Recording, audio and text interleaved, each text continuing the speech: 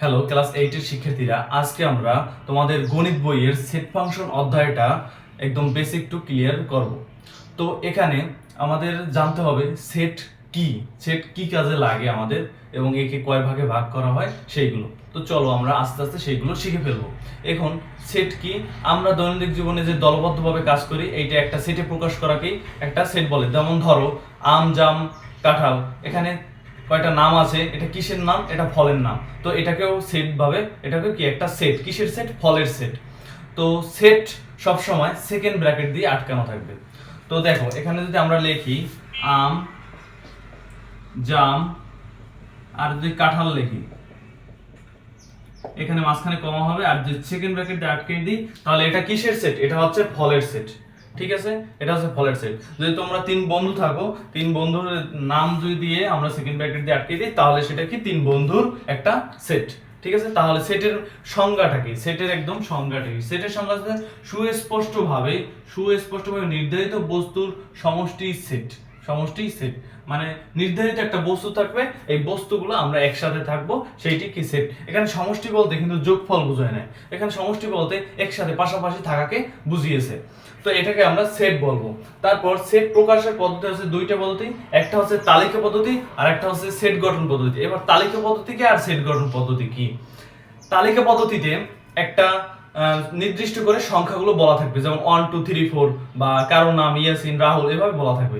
But যদি ইতে আমাদের যে অন্যটা সেট গঠন পদ্ধতিতে, সেই ক্ষেত্রে আমাদের একটা শর্ত দেওয়া থাকবে, সেই শর্ত অনুসারে আমরা ওই মানগুলো পাবো, যে 1 2 3 4 হতে পারে, কারো নামও হতে পারে। তো চলো আমরা দেখি এখানে তার সেট গঠন পদ্ধতি কয় প্রকার, দুই প্রকার। এখানে একটা আছে তালিকা পদ্ধতি, তালিকা পদ্ধতিতে ধরো 1 থাকবে, 2 থাকবে, 3 দিয়ে এইভাবে এটা দিবে, তার মানে একটা সেট। এখানে আম, জাম, কাঁঠাল, লিচু, তাহলে এটা কি ফলের সেট, এইভাবে হবে। তাহলে আমাদের তালিকা পদ্ধতি শেষ। তাহলে সেট গঠন পদ্ধতি কি? সেট গঠন পদ্ধতি হচ্ছে, দেখো একটা শর্ত দেওয়া থাকবে, এখানে কি শর্ত দেওয়া আছে, x এর মান হবে, x হবে স্বাভাবিক সংখ্যা। স্বাভাবিক সংখ্যা কি আমাদের, যে 1 2 3 4, 1 2 3 3 এগুলো কি, 3 4 এগুলো কি স্বাভাবিক সংখ্যা। তো স্বাভাবিক সংখ্যা যা, কিন্তু এখানে একটা শর্ত দেওয়া আছে যা 10 এর থেকে, এখানে যে স্বাভাবিক সংখ্যা, স্বাভাবিক সংখ্যা তো অসীম পর্যন্ত, মানে এটার তো শেষ নেই, 3 4 হাজার লক্ষ কোটি। বাট এখানে দেখো, এখানে 10 এর এখানে একটা দেওয়া আছে যে 10 এর থেকে ছোট হতে হবে, x এর মান 10 এর থেকে ছোট হতে পারবে। তার মানে কত পর্যন্ত হতে পারবে, তার মানে কত পর্যন্ত হতে পারবে, 1 হতে পারবে, 2 হতে পারবে, 3 4 5 6 7 8 9। বাট 10 কি হতে পারবে না, বলছে কি 10 এর থেকে ছোট। যদি এইখানে একটা চিহ্ন থাকতো এরকম যে 10 এর থেকে ছোট বা 10 এর সমান, সেই ক্ষেত্রে 10 হতো। তো এইটাকে আমরা কি সেকেন্ড ব্র্যাকেট দিয়ে আটকে দেব। তাহলে এইটাই কি আমাদের, এটা হচ্ছে আমাদের এটা কিন্তু আমাদের তালিকা পদ্ধতি থেকে এসে গেছে। তাহলে দেখো এইটা, এই যে আমাদের সেট গঠন পদ্ধতিতে যেটা ছিল সেইটাকে অনেক সময় তালিকা পদ্ধতিতে বের করতে বলে, যে এইভাবে একটা শর্ত দেওয়া থাকে আর বলে যে এটাকে তালিকা পদ্ধতিতে বের করো। তো এইভাবে আমরা খুব সহজেই কি তালিকা পদ্ধতিতে বের করতে পারবো, যে প্রথম কি দেওয়া আছে, কি সংখ্যা দেওয়া আছে এবং সে শর্তটা কি, কত কত থেকে কম বা বেশি, সেইটা যদি করি যে x এর মান কোনটা হবে, তাহলে কি আমাদের এটা হয়ে যাবে। তাহলে আমাদের এখানে দুইটা শিখলাম, যে একটা হচ্ছে সেট গঠন পদ্ধতি, এবং সেট গঠন পদ্ধতি থেকে কিভাবে তালিকা পদ্ধতিতে যায় সেটাও আমরা শিখে ফেললাম। এবার দেখো তালিকা পদ্ধতি থেকে কিভাবে আমরা সেট গঠন পদ্ধতিতে আসবো। তো সেইটা যদি ধরো আমরা 1 3 একটা সংখ্যা নিলাম এবং নিলাম 5, ঠিক আছে, এইটা, তাহলে এইটাকে কি করতে হবে, এইটাকে আমরা, এটা আছে কি তালিকা পদ্ধতিতে, এটাকে সেট গঠন পদ্ধতিতে, সেট গঠন পদ্ধতিতে নিতে বলছে। গঠন, সেট গঠন পদ্ধতিতে কি করো, করো সেট গঠন পদ্ধতিতে করো। যদি সেট গঠন পদ্ধতিতে আমাদের এটা করতে যাই তাহলে দেখো এখানে দেখতে হবে, দেখো 1 এর পরে 2 নাই 3 আছে, 4 নাই 5 আছে, তার মানে কি এগুলো সব কি বিজোড় সংখ্যা। বিজোড় সংখ্যাকে আমরা লিখতে পারি এইভাবে, যে x এর মান হবে, x হচ্ছে কি একটা বিজোড় সংখ্যা, বিজোড়, বিজোড় সংখ্যা, যেহেতু বিজোড় সংখ্যা, x বিজোড় সংখ্যা, এবং এবং একটা শর্ত দিতে হবে, কারণ কি বিজোড় সংখ্যা তো এভাবে অনেক আছে, 5 7 9 এভাবে অনেক আছে। তাহলে আমরা লিখতে পারি যে একের সমান বা একের থেকে বড় x এর মান, আর কি হবে, আর 5 এর সমান বা 5 এর থেকে কি ছোট হবে, এইটা হচ্ছে কি আমাদের শর্ত। তাহলে খুব সহজে আমরা কি সেট গঠন পদ্ধতি থেকে সেট মানে তালিকা পদ্ধতি থেকে সেট গঠন পদ্ধতিও তৈরি করতে পারবো। ঠিক আছে, তো আমরা শিখে ফেললাম সেট গঠন পদ্ধতি। এবার আমরা শিখবো হচ্ছে অসীম সেট আর সসীম সেট, অসীম সেট আর সসীম সেট। এবার দেখো সসীম সেট কি, সসীম সেট, সসীম, সসীম সেট, সসীম সেট হচ্ছে যেটা যেটা মানে একটা নির্দিষ্ট, যেমন 1 2 3, এটা কি নির্দিষ্ট না, 1 2 3 এটা নির্দিষ্ট, কারো তিনজনের নাম থাকলে নির্দিষ্ট, আমজাম কাঁঠাল এটাও কি নির্দিষ্ট, তার মানে এটা কি সসীম সেট। বাট অসীম সেট কি হবে, অসীম সেটের ক্ষেত্রে অসীম সেট এখানে 1 2 3 হতে পারে, বাট এখানে কি অসীম পর্যন্ত, মানে এটার কোনো শেষ নেই। এই যে এইটার এই সেটের কোনো কি শেষ নেই। দেখো 1 2 3 4 5 এইভাবে করে আমাদের হাজার লক্ষ কোটি এভাবে অনেক পর্যন্ত যেতে পারে না, তার জন্য কি এটা কি অসীম সেট হবে, মানে কি এটার কোনো শেষ নেই। যদি শর্ত দাও থাকে তখন শেষ হবে, সেটা কি আমাদের সেট গঠন বা তালিকা পদ্ধতির মধ্যে। বাট এখানে অসীম সেট বলছে, অসীম সেট কি মানে এর সংখ্যা অসীম, এর কোনো শেষ নেই। ঠিক আছে, তাহলে আমরা অসীম সেট শিখে পেলাম। এবার আমরা শিখবো ফাঁকা সেট। ফাঁকা সেট এবার ফাঁকা সেটকে এভাবে অরি দিয়ে অথবা এভাবে সেকেন্ড ব্র্যাকেট দিয়ে দুইটার মাঝখানে কিছু না লিখে প্রকাশ করে। এবং ফাঁকা সেট জিনিসটা কি, ধরো কোন একটা বালিকা বিদ্যালয়ে বললো যে সেখানে ছাত্র সংখ্যা কত, এখন সেখানে ছাত্র তো পড়তে পারবে না, যেহেতু সেটা কি বালিকা বিদ্যালয়, তার জন্য কি সেখানে ছাত্র সংখ্যা হবে কি 0 বা ফাঁকা সেট, এইটি হচ্ছে কি ফাঁকা সেট। তো আমরা শিখে পেলাম ফাঁকা সেট। এবার আমরা শিখবো হচ্ছে সার্বিক সেট জিনিসটা কি। সার্বিক সেট হচ্ছে যার মধ্যে সব সেট থাকে, সব সেটের উপাদানগুলো থাকে।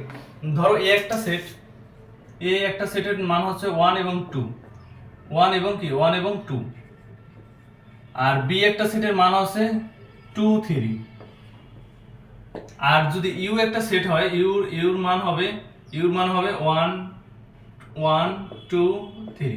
তার মানে এই দেখো এই ইউর মধ্যে এই এ এর মানও আছে, বি এর মানও আছে, তার মানে এই এর সাপেক্ষে এবং বি এর সাপেক্ষে ইউ কি একটা সার্বিক সেট, আর সার্বিক সেটকে এইভাবে ইউ দ্বারা প্রকাশ করে।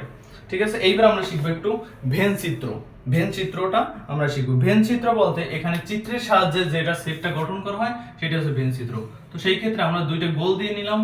এখন দেখো একটা জিনিস, এখানে ধরো একটা পরীক্ষায় বাংলায় পাস করেছে, বাংলায় পাস করেছে, ইংরেজিতে পাস করেছে এবং গণিতে, এবং উভয় বিষয়ে। ধরো বাংলায় পাস করেছে 10 জন, ইংরেজিতে পাস করেছে 15 জন, এবং উভয় পাস করেছে কত 5 জন। ঠিক আছে, দেখো এখানে এই যে এই অংশটা কি, দেখো এই বৃত্তটা ধরো আমাদের এই যে এই বৃত্তটা এই সার্কেলটা ধরো বাংলায়, আর এই সার্কেলটা ধরো কিসের, ইংরেজির। এখন দেখো বাংলা এবং ইংরেজি এই মাঝখানে কি দুইটাই পড়েছে, তার মানে কি উভয় বিষয়ে পাস করেছে, কি হবে এই মাঝখানে হবে, এই যে পাস কি হবে এই মাঝখানে হবে। যদি এখানে পাস হয় তাহলে দেখো তাহলে বাংলায় কতজন, মানে শুধু বাংলায় পাস করেছে কতজন, এইখানে যেহেতু 5 জন, এই বৃত্তটায় কতজন মোট বাংলা না, সেই থেকে যদি আমাদের কমনটা বাদ যায় তাহলে কি শুধু বাংলায় আমরা পাই যাবো। তাহলে 10 থেকে 5 গেলে থাকে কত 5 জন, আর এইখানে ইংরেজিতে 15 থেকে 5 জন হলে 10 জন। তো এইটাই হচ্ছে আমাদের ভেন চিত্র এইভাবে যে এখানে কমন হচ্ছে 5 জন, আর বাংলায় শুধু বাংলায় পাস করে 5 জন, শুধু ইংরেজিতে পাস করে 10 জন। তো এইটাই ভাবে আমাদের ভেন চিত্র এইভাবেই তৈরি, এইভাবে আমরা কি বিভিন্ন ভেন চিত্র দেওয়া থাকে এইভাবে করি। তো চলো এবার আমরা কি শিখবো, এবার আমরা শিখবো সংযোগ সেট এবং ছেদ সেট। এখানে ধরো একটা মান দেওয়া আছে, a এর মান 1 এবং 2, এবং b এর মান দেওয়া আছে 2 এবং 3। তার মানে এখন যদি আমরা সংযোগ সেট করি, এটা কি সংযোগ সেট করি, সংযোগ সেটের হচ্ছে এভাবে উপরে ইউর মতন, বাট কোনো টান হবে না। আমাদের সার্বিক সেটে কি এভাবে দুইটা টান হতো, কিন্তু এখানে কোনো টান হবে না। আর এখানে কি বি, তাহলে এ সংযোগ বি হলে আমাদের 1 এবং 2 দিব, তারপরে এখানে সংযোগ চিহ্ন, তারপর বি কি 2 আর 3। তার মানে সংযোগ করলে আমাদের এখানের উপাদানটা ডাইরেক্ট বসিয়ে দেবা 1 এবং 2। তারপর দেখো এখানে কিছু কমন আছে কিনা, দেখো 2 উভয় পাশে কমন, তার মানে একটা নিলেই হবে, তার মানে একটা নিয়ে ফেলছি, এবং এখানে কি 3 আছে, এটাই কি আমাদের সংযোগ। এইবার আমরা দেখব সেটের সংখ্যাটা জাস্ট এইটা উল্টে যাবে, এই যে এইভাবে হবে, এবং এর ক্ষেত্রে হবে 1 এবং 2 যদি দেই, তারপর যদি ছেদ এভাবে করি 2 এবং 3। ছেদ মানে হচ্ছে কমন জিনিসটা, এখানে দেখো কমন জিনিস কি শুধু 2 না, এখানে কমন জিনিস কি 2, শুধু 2, তার মানে ছেদের কি হবে কি 2। তো এই হচ্ছে আমাদের ছেদ সেট, সংযোগ সেট এবং কি ছেদ সেট। তো আমাদের ক্লাস 8-এ এই পর্যন্ত বেসিক টুকু পড়লেই আমাদের কি সেট ফাংশন অধ্যায়টা ক্লিয়ার হয়ে যাবে। এরপর আমাদের সৃজনশীল করলে বা করলে আমাদের এই বেসিকটাই কাজে লাগবে। তো ধন্যবাদ সবাইকে, দেখা হচ্ছে নতুন কোনো ভিডিওতে।